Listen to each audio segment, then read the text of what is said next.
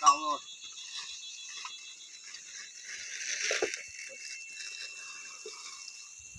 Quay ở đâu rồi em? Ở Sài Gòn. Sài Gòn à? Vâng. Ai giỏi à. Sài Gòn đi trước về sau. Nhưng mà nó to lắm. Nhưng mà ở dưới nhưng mà phải sang Đắk Lắk đi nhỉ? Qua Đắk Lắk. Qua Đắk Lắk. Là chỉ là biết Đắk Lắk. Nhưng mà chỉ nghe cái Sài Gòn kia là chỉ nghe. Em hầu việc chúa trong cái chương trình radio. Đó. Vâng. Đóng chúa. Này thì thầu cũng tuyên truyền những cái rất là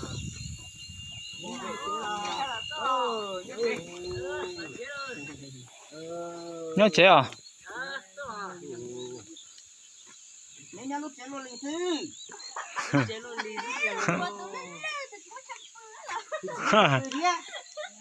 Còn không có chỗ ngủ nữa. Tiên chúa về năm nay.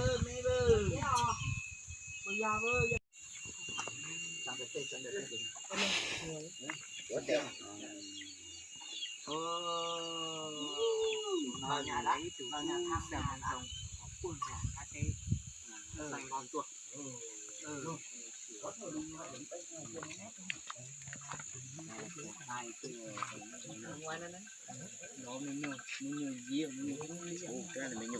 Tôi rằng đàn nè, mua đai rồi nè. Rồi, bây giờ phát đai cho. Họ tí nữa mình sang nhà kia nữa là mình thầy phát cho đi. Hay là tôi phát. Thầy phát ra. Tôi phát. Lấy thầy nhớ ra. Đấy.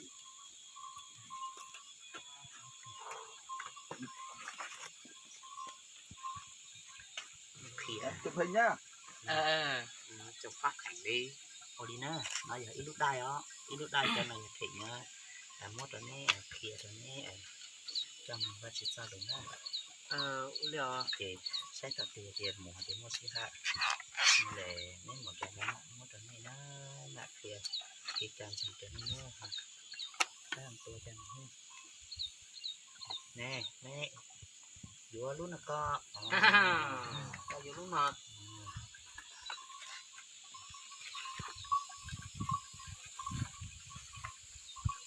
Không tải lên nha.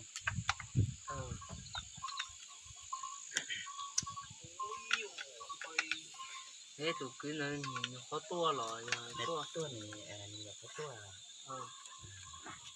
Rồi nó luôn chặt ra nó mới có mất điện, có mất theo sạc điện. Nhưng đó chưa có thể nhớ.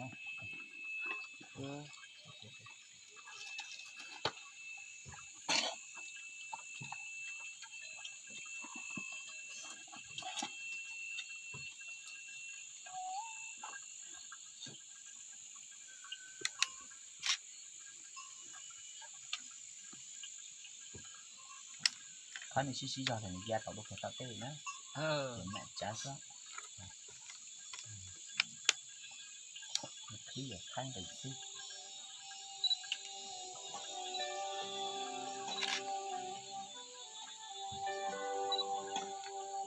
Nếu phải tao la lúc của là phải tao muốn Thì tao với. Nhục hơn lỏ thứ. Nó nhục hơn lỏ thế này là. Thì cái trồng đi chỉnh điện tê thì luôn đủ.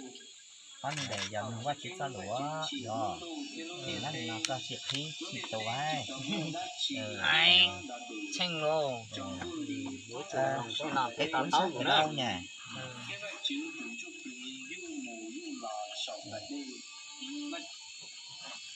đây như vậy là ít con đá kia nữa con đá kia cái xem lòng chút từ nó nâng đánh câu tê để nâng chó chỉ khí cánh được để nâng được để bắn lúc số hơn nè bắn số 99 hơn nè ở giờ mình khí cánh để bắn số 1 nè giờ mình con đá lòng để bắn số ý không lau chè nè mình con đánh câu để lau chè chua nè chỉ mấy thiệp bao nè ở giờ nó ý có thể là lấy nè uốn nè nè xem mà chụp chiết đi tê rồi nó chỉ nè vẫn không chè không gì nữa rồi dù xem lòng con đá từ nhá đi con đá tệ hao đi số những con cao như vậy dù bánh cho cháu ta nữa cháu số dù bánh con đá nhá hơn nữa có con đá mong mấy con đá mong là ôi cô hỏi đi rồi đi nó cháu này là cháu kia dù bánh là dù năm con đá từ nè nhá là lúc số này nè chỉ những cấp khi anh rồi các bánh số là kia nhá nhiều hơn đó là chỉ có sẽ là có sẽ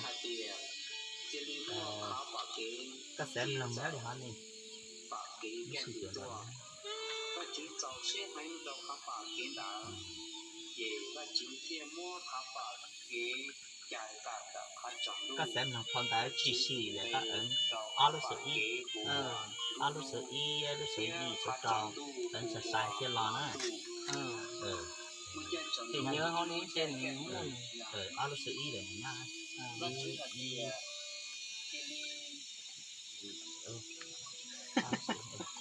nè ớt tệ ít tệ ta ít tệ bấm nhanh cơ bấm nhanh cơ à, xuống rồi cái này cho hai con một con 8 một con 4 một con 6 1846 à 1846 1846 1 8 6 à. 186 846 nè đó nhìn chi xì không có chưa đấy đấy chữ bấm nhanh cơ giờ nghe chú hết rồi đó chả lẽ có chỉ xem nó khăn tay đấy có cho cái tí nè số ý là một chi kính rồi đó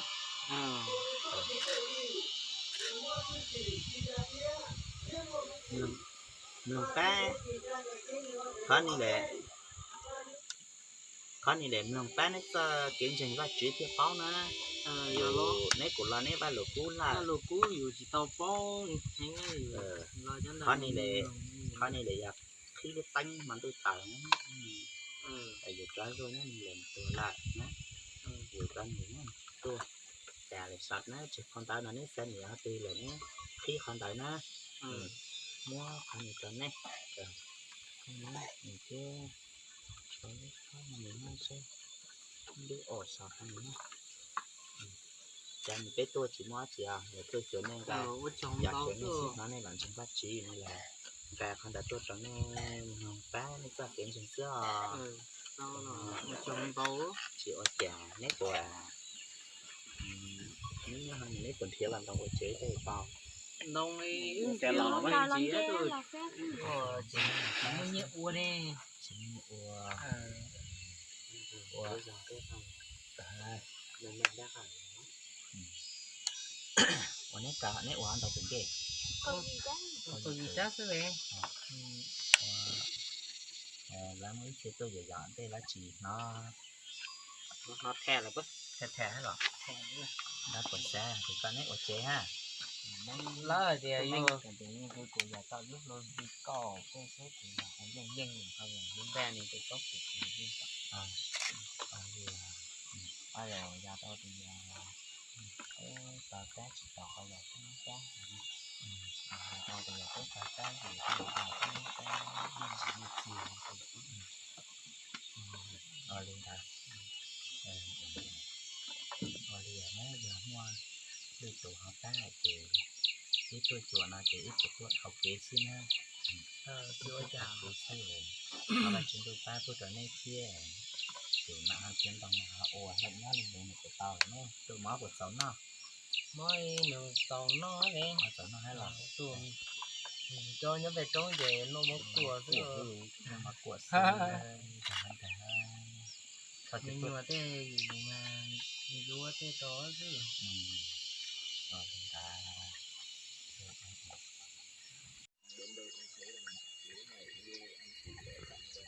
và chỉ của các cháu chính là hành của nhà đây hành các gì các gia tuổi tôi cháu thì tin có một nhà phải cùng nào thì chúa này cũng chúc phước qua cái đài radio này để anh chị biết về chúa và chỉ phải có phòng cốt mong thầu lần đầu có cốt mong ở gia lúc đây nào cả là bao cho và chỉ con để ngày cuối cùng chúng con trở về thiên đàng gặp chúa vì dấu của chúng con rồi còn nó chơi tê tàu là mình chỉ con từ chiều ở gia từ đất tê chúa là đang thích gia đình có phòng cốt mong cho cái là chuyện này đỡ đi dạo trên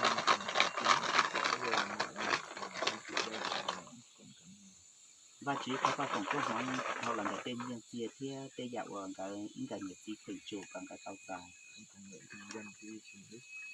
của thiết tố chia số luôn đề amen à phát chia số còn mong tới mấy giờ mình tôi nó rồi rút đâu bự họ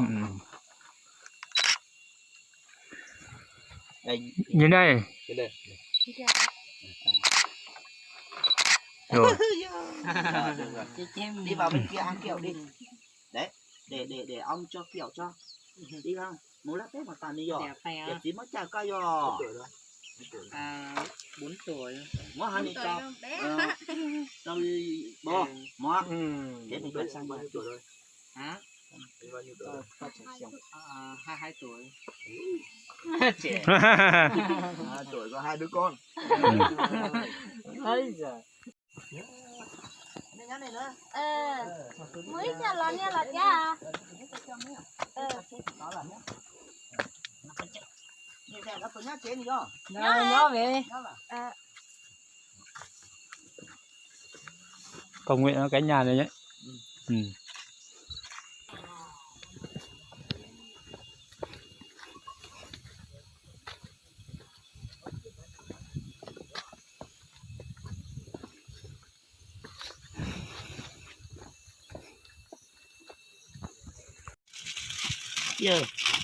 Giờ hai này mới chỉ có mất ra để Bày ó.